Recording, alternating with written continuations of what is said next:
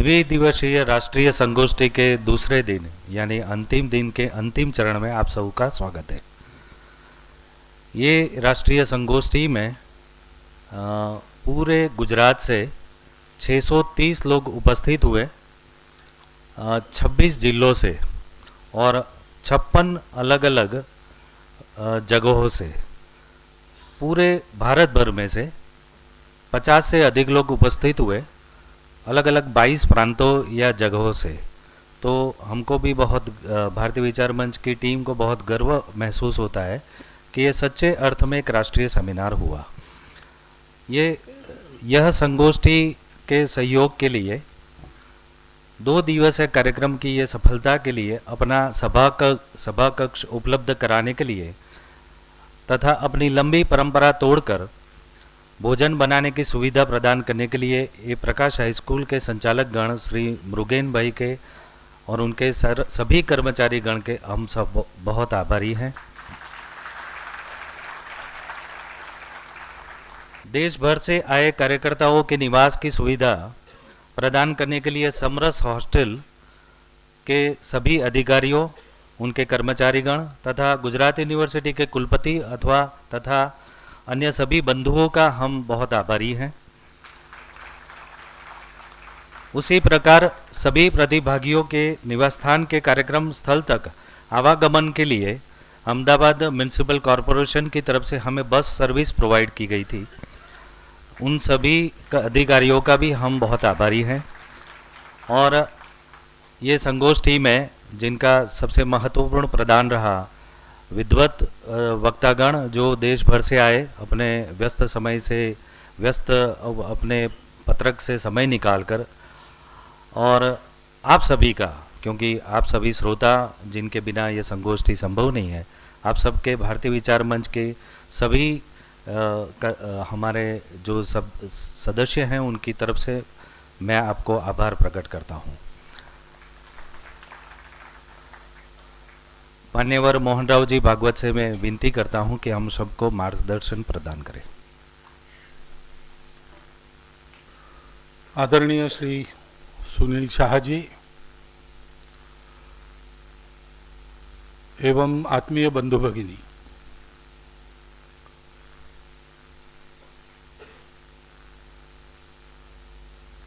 डीकॉलोनाइजेशन, औपनिवेशिकता की मानसिकता से मुक्ति, इस विषय पर 2 दिन से गोष्ठी चली और सभी वक्ताओं के श्रेष्ठ विचार आपने सुने। इसलिए समापन में कहने लायक कुछ बचता नहीं है वास्तव में। जो सिंह साहब ने बात कही थी इतिहास की पुनरावृत्ति, तो वैसे ही फिर से हो रही है कि अब मैं क्या बोलूं। ये प्रश्न कल सोनी जी का बीज भाषण सुनने के साथ ही मेरे मन में उत्पन्न हुआ और अभी तक उसका उत्तर नहीं मिला, लेकिन बोलना पड़ेगा ही। तो कैसे प्रारंभ करना, इसकी कल्पना मुझे तब मिली जब आप में से ही किसी ने मुझे प्रश्न पूछा भोजन के समय कि ये सब कल से हम सुन रहे हैं, आगे करना क्या है।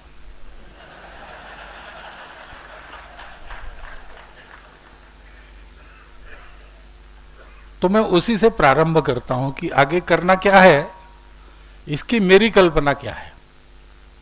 भारतीय विचार मंच प्रतिवर्ष एक ऐसी बड़ी गोष्ठी करता है, कोई समसामयिक विषय चुनकर उस पर, और गुजरात में से बहुत बड़ी संख्या में आप लोग उसमें आ रहे। इसमें ऐसे भी होंगे इसके पूर्व के सभी गोष्ठी में आए हैं, कुछ पहली बार आए लोग भी होंगे, बाहर प्रांत से भी और प्रज्ञा प्रवाह से संबंधित ऐसे लोग आते हैं, कुछ भेजे जाते हैं नए लोग, वो भी आते हैं। अब ये बात, ये सारी जो चेष्टा चल रही है उसका उद्देश्य है देश का संवाद बदलना, विमर्श बदलना। तो ये सारे विषय अपने तक सीमित रहे, अपना बहुत अच्छा ज्ञान अंदर, इस गोष्ठी में तो आपका अनुभव है कि संस्मरणीय ऐसी बातें हमने सुनी सबके भाषणों में, ये अपने तक ही सीमित नहीं रहनी चाहिए। करना कैसे? मुझे लगता है कि यहां से वापस जाने के बाद गुजरात में आप सब लोग आए इतनी बड़ी संख्या में, तो गुजरात के हर प्रमुख स्थान जहां पर पढ़ने लिखने वाले लोग हैं, कॉलेजेस है, यूनिवर्सिटीज है, ये नहीं है तो भी पढ़ना लिखना जानना इसमें रस रखने वाली अच्छी खासी संख्या है। ऐसे सब स्थानों पर हमको कम से कम मास में एक बार ऐसे लोगों को जोड़कर उनका एकत्रीकरण करना चाहिए और किसी एक विषय को एक साल भर अध्ययन करते हुए वहां पर उस विषय का अपनी दृष्टि से, स्व की दृष्टि से खाका तैयार हो, ऐसा प्रयास करना चाहिए। बाद में उसको और लोगों को दिखाकर उसमें जोड़ना घटाना ये सारा करते हुए ये प्रक्रिया अगर चली तो कम से कम गुजरात प्रांत में किसी विषय के बारे में जो पढ़ा लिखा बोला जाएगा वो एक सुर में होगा, एक सा नहीं होगा, उसकी जरूरत नहीं है, लेकिन एक दिशा में होगा, उसकी आवश्यकता है। और स्वाभाविक है कि हम ऐसे बैठेंगे तो धीरे धीरे हम पढ़ेंगे, अध्ययन करेंगे, चिंतन करेंगे, विषय तैयार होंगे, वैसे वैसे हमको भी बोलना लिखना पड़ेगा। बोलने लिखने के अनेक अनौपचारिक अवसर भी आते हैं, औपचारिक अवसर भी आते हैं। व्याख्यान मालाएं जैसे उपक्रम हम अपने स्थानों पर प्रारंभ भी कर सकते हैं, जिसमें से ये विषय वास्तव में अब ये डीकोलोनाइजेशन का विषय है, ये केवल विद्वानों का विषय नहीं है, ये पूरे समाज ने जानने का विषय है।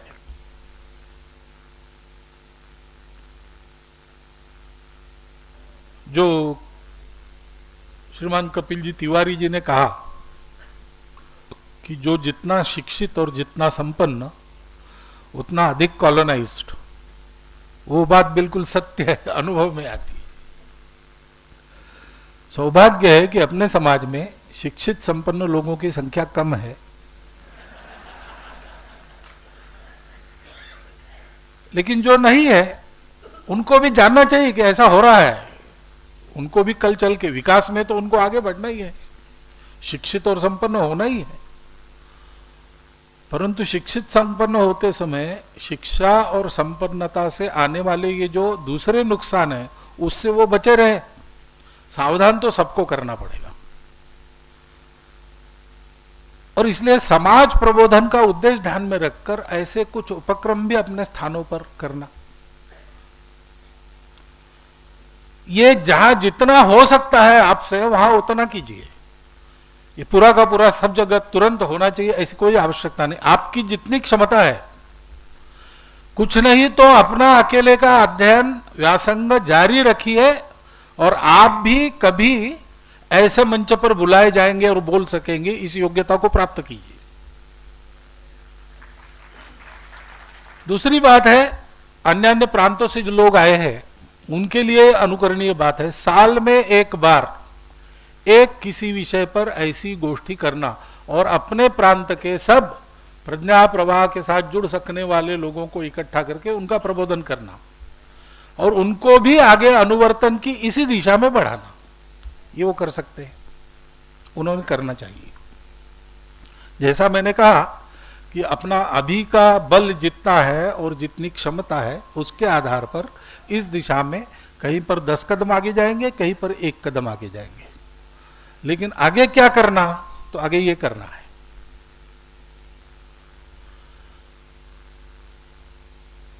अब ये करना है, इसका मतलब हमको प्रज्ञा प्रवाह के कार्यकर्ता बनना है।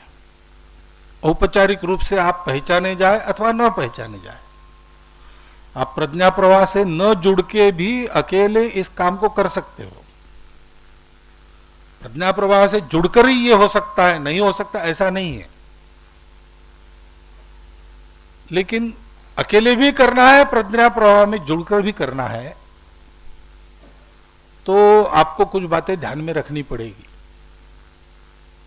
कल से आपने भाषण सुने और मैं जानता हूं आप सबकी प्रतिक्रिया मन में ये होगी कि हमको बहुत कुछ मिला, क्योंकि प्रत्येक वक्ता ने जिस अध्ययन के साथ बोला है, तो उनका सूचना संचय अपने से कई गुना ज्यादा है, इसलिए वो हमें सूचना दे सकते, पहली बात। लेकिन वही एक बात नहीं है। प्रत्येक वक्ता बोला है वो केवल उसके मस्तिष्क से नहीं आया है, उसके हृदय से आया है। ये आपने भापा होगा तो बहुत अच्छी बात है। ये जो सारा बोला है उन्होंने, उसके लिए वो कुछ करते आए हैं, उसके लिए कुछ न कुछ झेलते आए हैं और झेलते रहे हैं, फिर भी अपनी बात पर कायम है।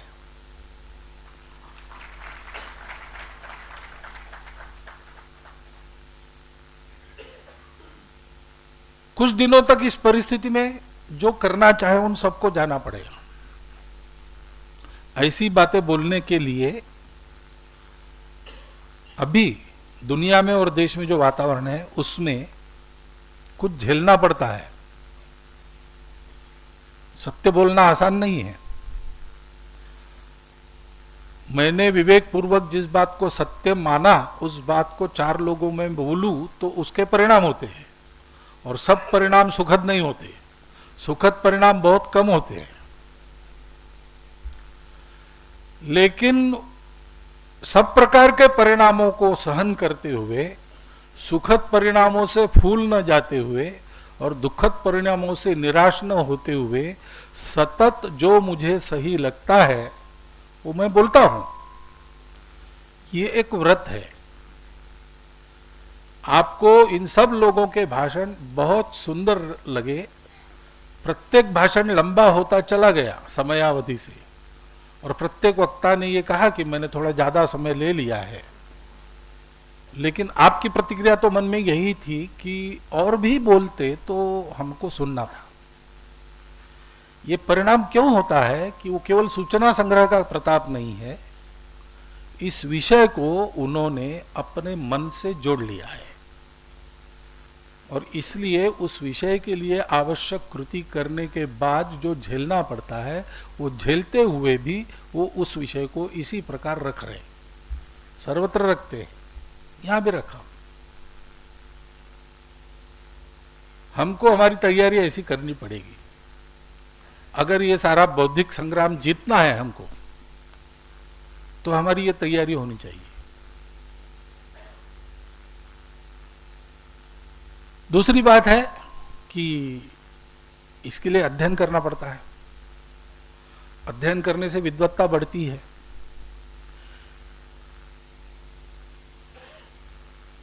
और एक लक्ष्य है, एक संग्राम है।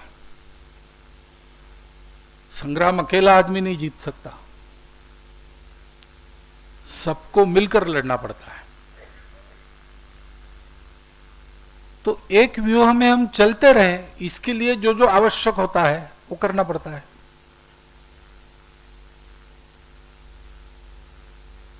अपनी क्षमताओं का जब साक्षात्कार होता है, ऐसा कुछ करते हैं तो मुझ में ये है, इसका साक्षात्कार होता है, अच्छी बात है।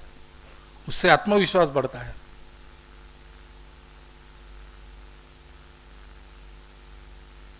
अस्मिता उत्पन्न होती है। वो आत्मविश्वास तक जाकर वहां पर स्थायी हो जाए तो बहुत अच्छी बात है। उसके आगे न जाए, वो अहंकार तक न जाए,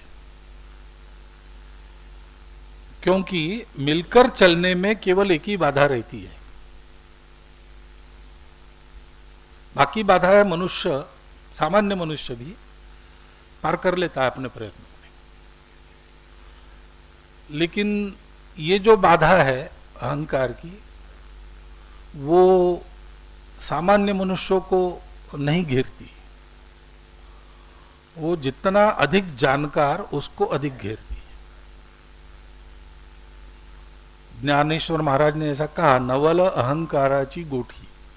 ये अहंकार की बात है वो बहुत नवलपूर्ण है, आश्चर्यपूर्ण है। न लगे अज्ञानाचिया पाठी, जिसको ज्ञान नहीं उसके पीछे नहीं जाता हूं। ज्ञानी आचा पड़े कंठी, जो ज्ञानी है उसके गले पड़ जाती है और उसके प्राण कंठ में लाती है।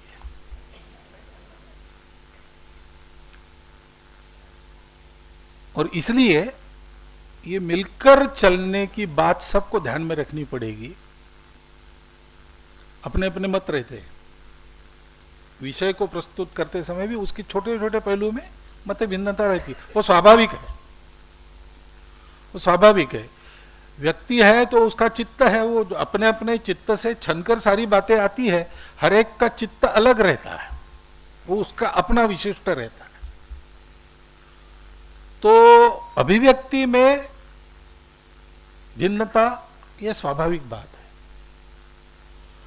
लेकिन अभिव्यक्ति करने वाले ने ध्यान में रखना चाहिए कि इतनी भिन्नता न आ जाए कि उसको एक व्यूह में चलाना कठिन हो जाए। मान लेना,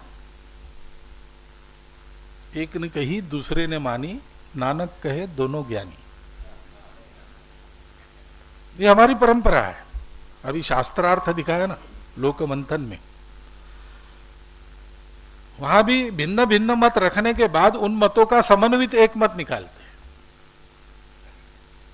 वहां विवाद निष्कर्ष पर दो मत होने में नहीं परिणत होता, विवाद निष्कर्ष पर सहमत होने में होता है। सहमत यानी एक मत नहीं होता। वो संगठन सूक्त हम कहते हैं, समानो मंत्र समिति समानी, समानम मन सह चित्तमेशाम। विनोबा जी उस पर कहते हैं कि ऋग्वेदकार आदमी के मानस शास्त्र के सबसे बड़े जानकार है, इसलिए उन्होंने सारी बातें, समानो मंत्र कहा, समिति समान कहा, चित्त की बात आई तब समचित्त समान चित्त एक चित्त नहीं कहा, सह चित्त कहा। चित्त अलग अलग है, मत उसके अभिनिवेश अलग अलग होते हैं, परंतु हमने तय किया है कि एक व्यूह में चल के हमको इस लड़ाई को जीतना है। तो इसलिए ये सब होने के बाद भी हम चलेंगे साथ में। संगच्छध्वम संवदध्वम, ऐसा हमारा होगा। ये खबरदारी, ये सारा काम करते समय आप इस काम को केवल अपने अध्ययन तक सीमित रखो या फिर ऐसा एक टोली बनाकर आगे बढ़ने का उद्यम करो, ये बात आवश्यक रहेगी। तो इस प्रकार से आगे चलना, तपस्या ध्यान में रखना। तपस्या में कष्ट झेलने पड़ते हैं और झेलकर भी तपस्या को जारी रखना पड़ता है, ये ध्यान में रखना। और अकेले की तपस्या इसका उत्तर नहीं देगी। वो जैसे दुर्गा जी को पराजित करने के लिए महिषासुर अपने अनेक प्रकार के सेनानियों को लेकर चला और उन्होंने भी अनेक रूपों में धावा बोला, लेकिन दुर्गा जी बनी कैसे? तो सब देवों ने अपनी अपनी शक्ति को मिलाकर दुर्गा जी का निर्माण हुआ है, और इसलिए जो जिस रूप में आया उस रूप में उसका प्रतिकार भी हुआ दुर्गा जी के द्वारा। अभी ये चारों ओर से जो हम देखते हैं अनेक रूपों में धावा बोला जा रहा है, केवल बौद्धिक क्षेत्र में नहीं, हर क्षेत्र में। और प्रयास तो यही रहता है, आसुरी संपत्ति है तो जो मेरा है वो तो मेरा है, दूसरे का है वो भी मेरे पास आ जाए और मैं ही बलि बनूं, मैं ही श्रेष्ठ बनूं, सारे दुनिया में मेरा ही चले, ऐसी वृत्ति लेकर ये सारे बातें चलती है और सब क्षेत्रों में चलती है। तो उसका उत्तर एक व्यक्ति की तपस्या नहीं है, उसका उत्तर सब तपस्याओं की सामूहिक रचना, ऐसा है। और जब सामूहिकता की बात करते हैं तब सहचित्तता आवश्यक है।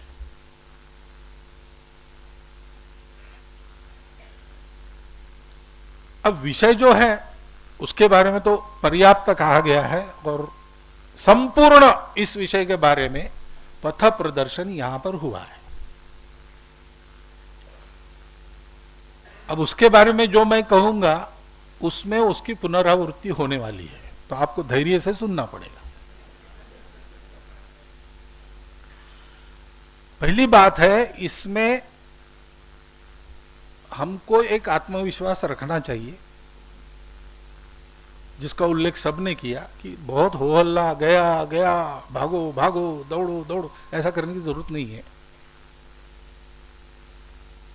क्योंकि ये बात निश्चित है, इस लड़ाई में जीत किसकी होना है ये पहले से तय है। ये दुनिया के उतार चढ़ावों का जो ईवीएम भगवान में बना के रखा है वही टेम्पर्ड है, उसमें निश्चित है सत्प्रवृत्तियों की विजय। हमारे लिए पराजय नहीं है, हमारे लिए केवल उतार चढ़ाव है। उत्पद्यन्ते विलीयन्ते, ये दूसरों के लिए, हमारे सामने जो खड़े हो उनके लिए नियम है। उनका अच्छा काल आता है, उनका बुरा काल आता है, बुरे काल के बाद वो समाप्त हो जाते हैं, फिर दूसरे आते हैं। हम बने रहते हैं उतारों में चढ़ावों में, हमेशा जब वो खड़े होते तो सामने खड़े हम ही मिलते हो।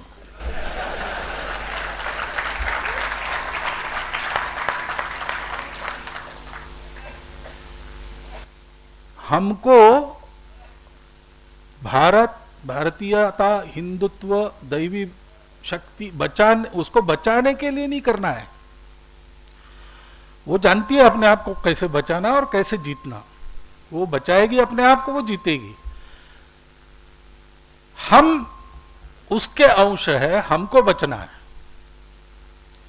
हमको दुनिया में एक सत्कार्य के निमित्त बनना है, इसलिए हमारी ये सारी चेष्टा है। कई बार लोग मुझे पूछते, कभी भी संघ नहीं रहता तो क्या होता, डॉक्टर हेडगेवार का जन्म नहीं होता तो क्या होता। मैं कहता हूं डॉक्टर हेडगेवार नहीं जन्मता, दूसरा कोई जन्मता। संघ नहीं होता तो और कुछ निकलता।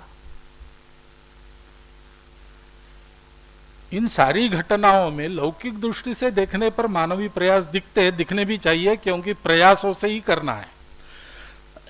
भगवान किसी को प्रयास करने को लगाते तब उनका कार्य वो आगे ले जाते। वैसे उनकी अपनी ताकत है। गोवर्धन उठाया उंगली पर, ये ताकत भगवान की है, लेकिन वो अकेले नहीं, उन्होंने कहा कि आप अपनी अपनी लकड़ी लगाओ, क्योंकि दिखना यही चाहिए कि गोप लोगों ने लकड़ी लगाकर उसको उठाया। एक के मन में आया कि रे हम में इतनी ताकत है, हम सबने मिलकर लकड़ी लगा दी तो हो गया। तो उसने अपनी लकड़ी नीची कर दी तो वो दबने लगा। तो फिर उसके ध्यान में आया कि हमारे कारण नहीं, तो भगवान की उंगली के कारण है।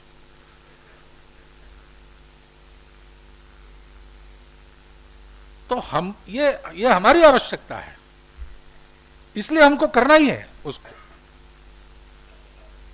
एक तरह से ये कर्तेपन की भावना को भी ध्येय में समर्पित करके चलना है, हमारे लिए पराजय नहीं।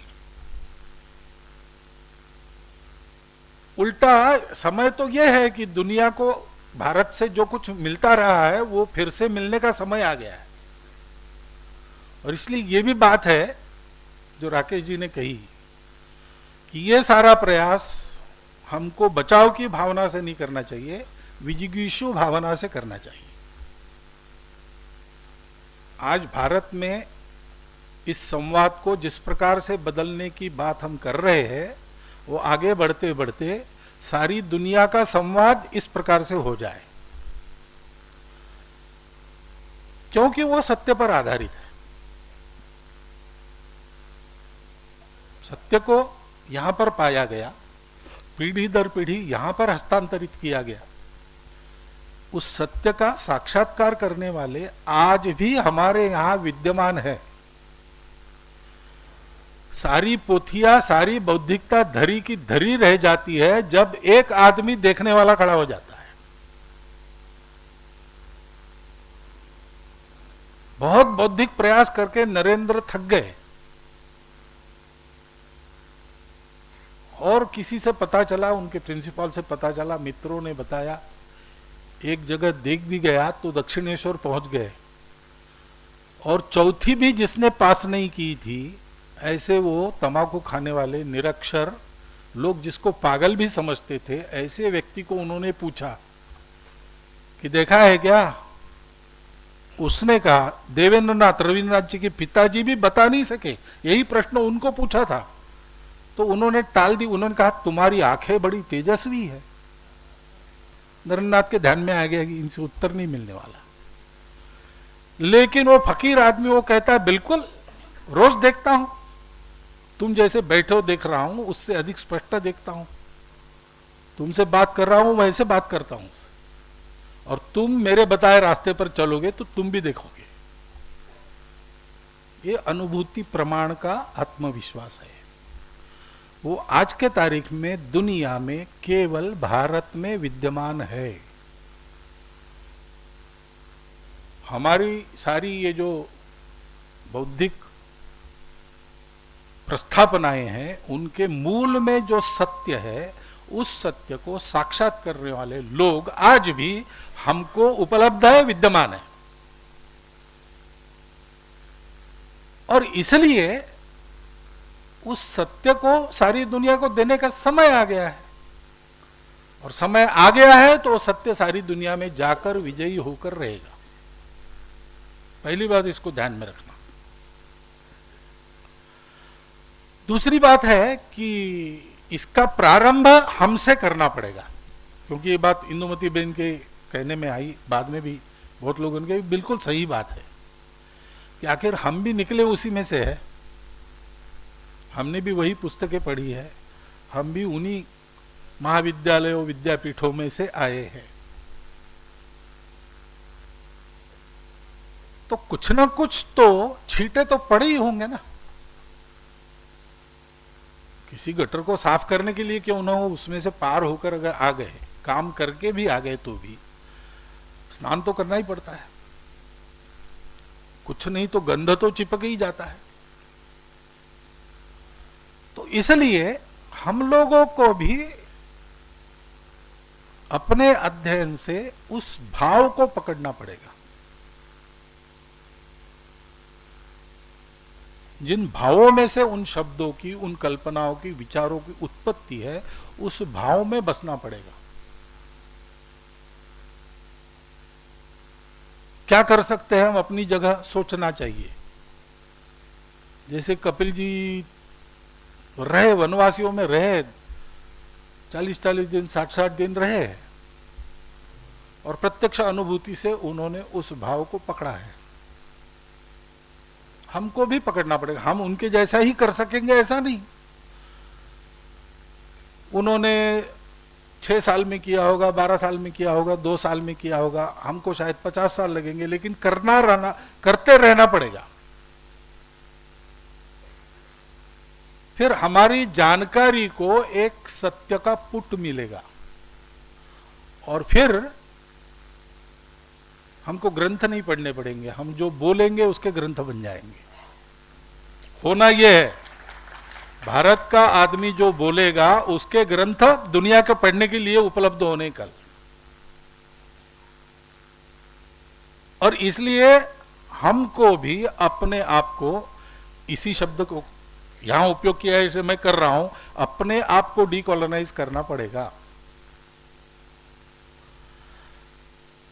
और एक बात ध्यान में रखनी पड़ेगी कि आखिर सब उत्पत्ति तो एक ही उद्गम से हुई है। अच्छा बुरा दोनों का उद्गम एक है, वो सत्य है। और उस सत्य की इच्छा यह है कि ये खेल चले उसके मनोरंजन के लिए, और अंत में उसी में विलीन हो। तो वो कुछ दम वहां भी रख देता है, वो कुछ दम वहां भी रख देता है। इसलिए रावण पर सीरियल हो सकता है, कर्ण पर अच्छे उपन्यास लिखे जा सकते हैं, क्योंकि कुछ दम वहां रखे बिना लड़ाई चलेगी नहीं। एक जगह पूरा दम, दूसरे में कुछ नहीं, लड़ाई क्या होनी है।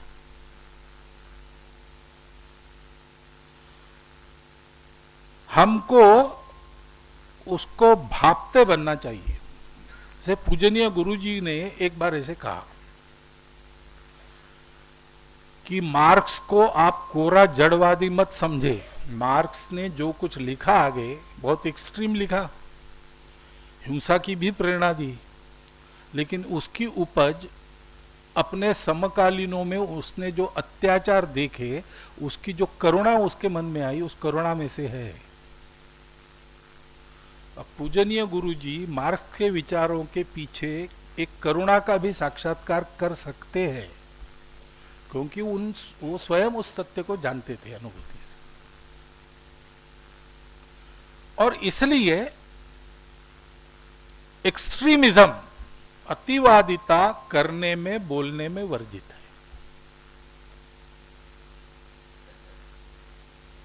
अग्रतश्चतुरो वेदान पृष्ठतम तः सशरम धनु, 4 वेद, 5वां बाण है धनुष्य पर चढ़ा हुआ, एक ही बाण है। सशरम अनेक वचन नहीं है, एक वचन है। तो कल जैसे कहा, मकरन जी ने कहा कि वो सहचित्त, ये सह सनातनी, 4 प्रकार उन्होंने बताए, और एकदम जो विरोध करने पर तुला ही है। तो उसके उद्धार का उपाय तो यही है कि उसको पूरा मिटा ही देना पड़ेगा, तो बाण का उपयोग करना पड़ता है। लेकिन 4 वेदों का उपयोग करते तब एक बाण का उपयोग, एक पंचमांश, उसके लिए वो वृत्ति वो सब रखनी पड़ेगी, लेकिन विवेक पूर्वक उसका उपयोग कब, कैसे, कहां करना।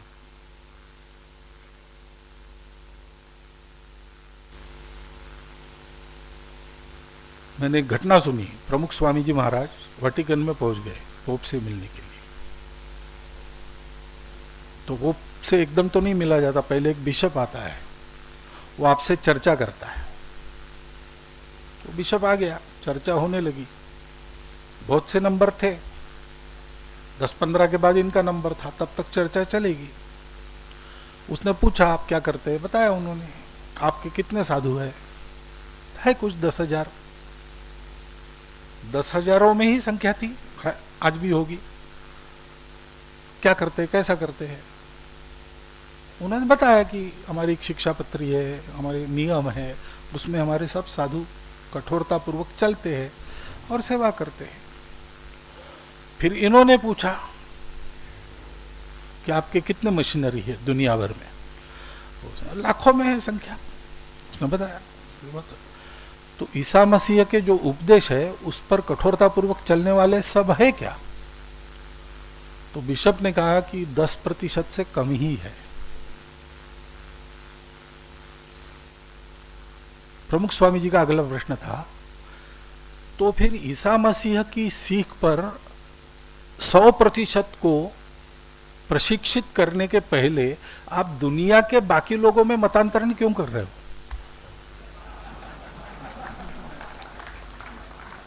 अब देखिए, ये भी एक बौद्धिकता है। सब नंबर हटाकर पहले इनको भेजा गया, 2-5 मिनट बात करके वापस आ गए। इनको जल्दी बाहर निकालो, डेंजरस आदमी है। पुरानी कहानी मैंने एक ऐसी सुनी, किस्सा है। एकनाथ महाराज को मौलवी मिलने आए, कहा कि सब सत्य है, सब ब्रह्म है। तो बोले हाँ है। इसका मतलब हम भी सत्य है? तो बोले बिल्कुल है।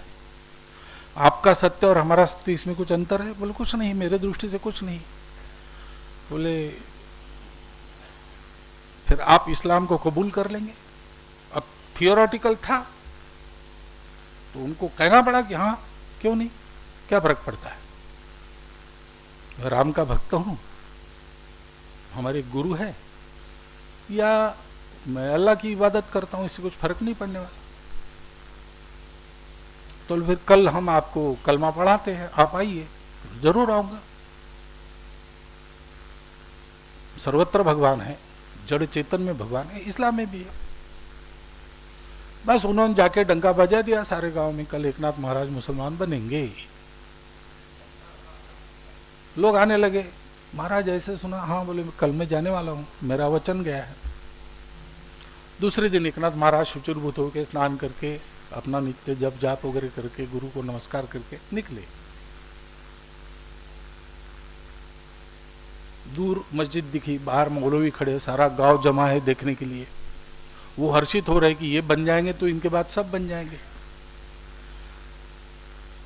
कुम्हारों का टोला था पास में, जाते जाते वहां मिट्टी थी तो मिट्टी में कुछ सुअर खेल रहे थे। उन्होंने एक पिल्ला उठा लिया एक नाथ जी ने अपने बगल में और चले। तो एक भागते भागते है, ये मत लाइए, ये मत लाइए। क्यों नहीं लाइए? ये बेल हराम है। तो ये ब्रह्म है।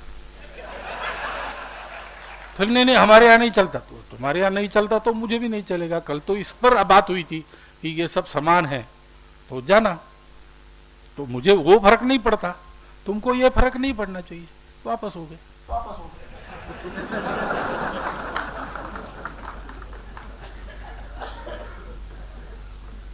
अब अगर उस समय लाठी लेके पिल पड़ते तो कोई संघर्ष प्रसंग उसका मीडिया नहीं था, रहता तो उसको क्या करता सारे देश में पता नहीं।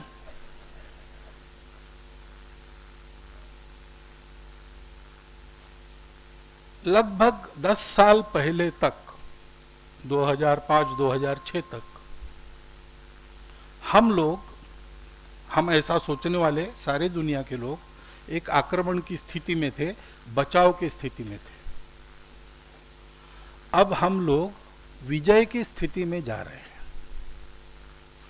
बचाव की स्थिति में जो शैली है, मैं राजनीतिक बात नहीं कर रहा हूं, 2014 की बात नहीं कर रहा हूं। दुनिया जिस ओर करवट मोड़ रही है और देश का जनमानस जिस ओर जा रहा है उसकी बात कर रहा हूं। वो 2004-5 से शुरू हो गया। 6-7 में गुरुजी जन्म शती के समय हमारे ध्यान में आ गया और विवेकानंद सार्ध शती के समय हम उसके प्रति आश्वस्त हो गए। हमने हमारी योजनाएं पहले जिस प्रकार चलती थी हमने दूसरे प्रकार से शुरू कर दी। उसका फल हम ले रहे।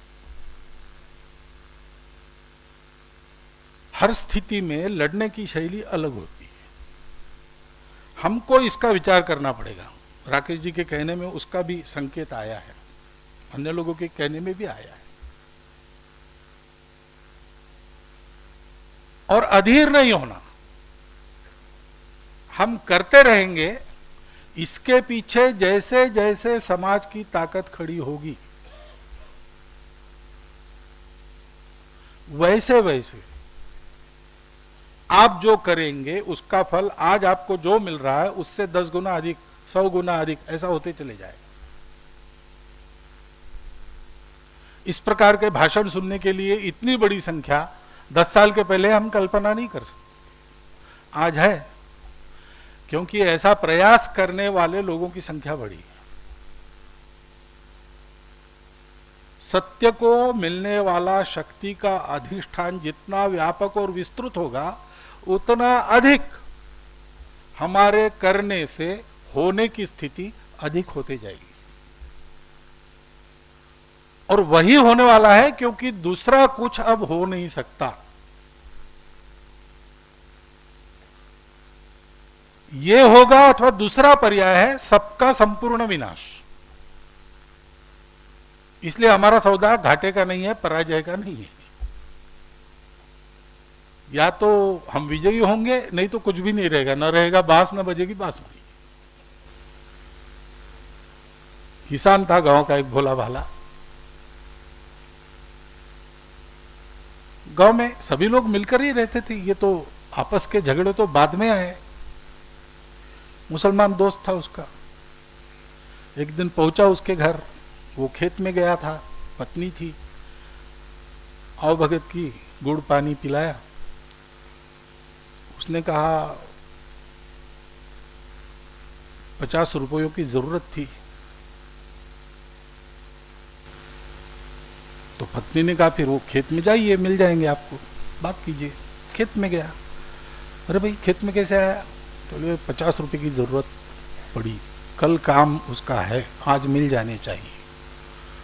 तो गरीब किसान 50 रुपए कहाँ रहेंगे एकदम एक हाथ देने में उसको। लेकिन वो बड़ा हिकमती था। उसने कहा अच्छा देखते हैं। तो कि आजकल तकरीर चल रही मस्जिद में? तो बोले हाँ चल रही है। तो मुल्ला जी के प्रवचन अच्छे होते? तो बोले हाँ। तुम जाते हो रोज? मैं जाता हूँ। तो आज मैं भी आऊँगा सुनने के। दोनों साथ लेके चला गया। तो मुल्ला जी ने प्रवचन दिया तकरीर में, उन्होंने कहा कि खुदा की खुदाई कोई नहीं जानता वगैरह सब हो गया। फिर इसने कहा कि बड़ी अच्छी तकरीर की, हमारा जरा परिचय करा दो। तो लेके गया कि हिंदू है, हमारा दोस्त है, किसान है, आपकी तकरीर अच्छी लगी इसलिए मिलने के लिए आया है। उसने कहा बहुत अच्छा तकरीर लगी, तो रोज आना? तो बोले रोज आऊँगा महाराज, लेकिन एक बात हमको जमी नहीं आपके तकरीर की। तो कौन सी? तो आपने बताया कि खुदा की खुदाई कोई नहीं जानता। तो बोले नहीं जानता कोई। तो बोले मैं तो जानता हूँ। तो तुम कैसे जानोगे? मैं जानता हूँ। बोले एक तो अनपढ़ किसान, बाद में काफर, तुम क्या जानोगे? तो मैं जानता हूँ, मैं दिखा भी सकता हूँ। आप दिखा सकते हो? बिल्कुल दिखा सकता हूँ, मैं तो शर्त बदलने के लिए तैयार हूं। तो बोले क्या शर्त बदोगे? तो बोले मेरा मन तो है 100 रुपया बदलने का, 100 रुपये की शर्त, लेकिन मेरे पास है नहीं। तो आपके पास है तो आप रखो, फिर अगर मैं हार गया तो मैं कहीं से जुटाकर आपको ला दूंगा कल तक। तो ठीक है 100 रुपये, लेकिन तेरे पास नहीं देता, तेरा तो पहला परिचय है। तो बोले ये रोज आता है आपके तकरीर में? तो बोले हाँ इसको जानता हूँ, इसके पास रखो, ये जमानत। उसने कहा भैया मैं तुमको मांगने के लिए आ रहा था, तुम्हारे पास नहीं है और तुम यहाँ 100 रुपये। तो चुप रही, तुम मेरे पर भरोसा है ना? तो बोले। फिर मुल्ला जी कहा दिखाओ। तो बोले चलो। चल आप, बाकी सबने सुना ये संवाद, तो वो भी पीछे हो लिए। वो पीछे है इसलिए गांव भी पीछे आ गया। पूरी भीड़ चलते चलते 2-4 किलोमीटर एक नदी के पास रुक गई। उसने कहा आप बताइए ये नदी है किसकी खुदाई है? ना मेरी है, ना आपकी है, ना मेरे बाप की है, ना आपके बाप की है, ना बादशाह सलामत की है। बादशाह सलामत का ही राज था उस समय। तो किसकी हो सकती? खुदा की खुदाई है नदी।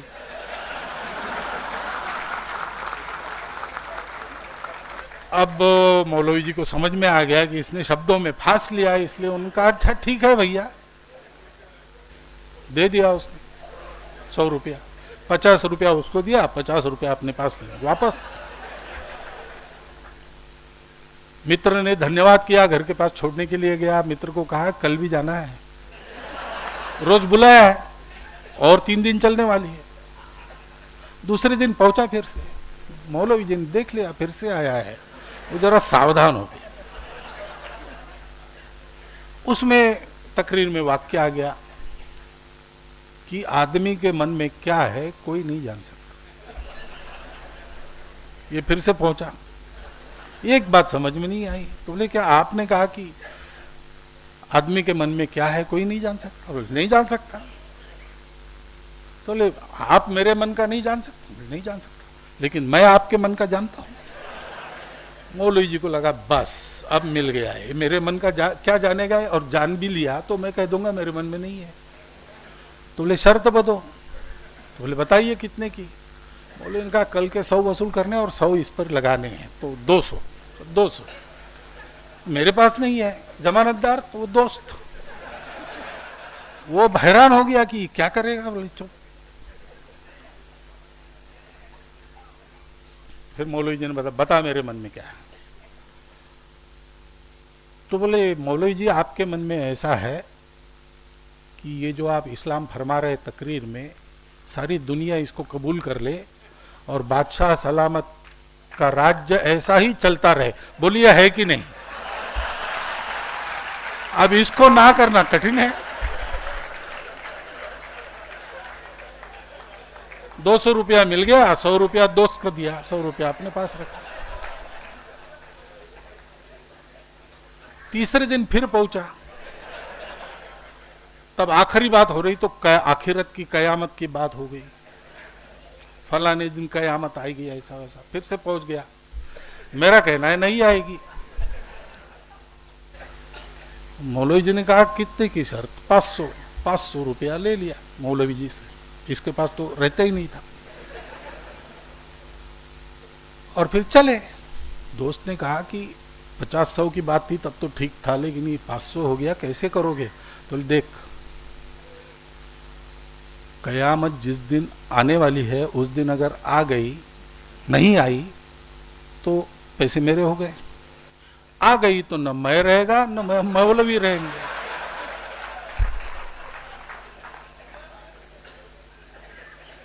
तो हम जो अभियान चला रहे उसकी बात ऐसी है।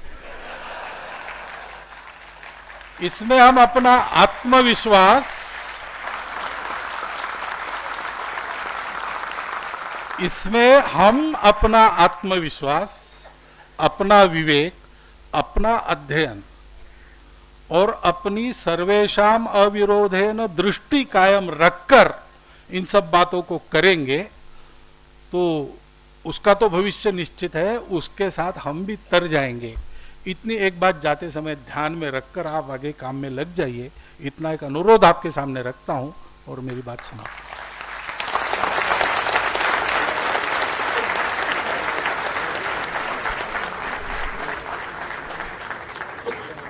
वंदे मातरम। दर्शन भाई और कुश अपने स्थान पर खड़े होंगे हम सब। वंदे मातरम, वंदे मातरम।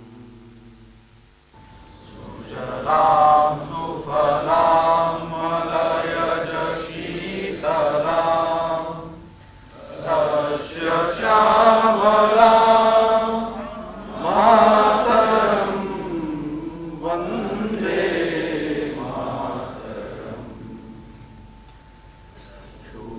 शुभ्रज्योत्स्ना पुलकितयामिनी फुल्लकुसुमित द्रुमदलशोभिनी सुहासिनी सुमधुरभाषिणी सुखदां वरदां मातरं वन्दे मातरम्।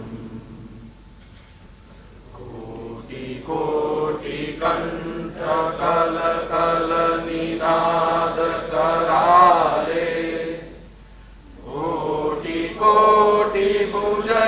द्रुतकर करवाले अबला के नोवा के तो बले बहुबल धारिणी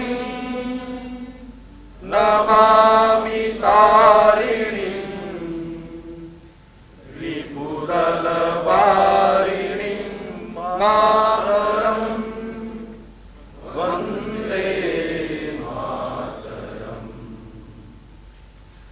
तुमि विद्या तुमि धर्म तुमि हृदि तुमि मर्म त्वं हि प्राणा शरीरे बाहुते तुमि मा शक्ति हृदये तुमि मा भक्ति तोमारई प्रतिमा घड़ी मंदिरे मंदिरे मातरं वन्दे मातरम्।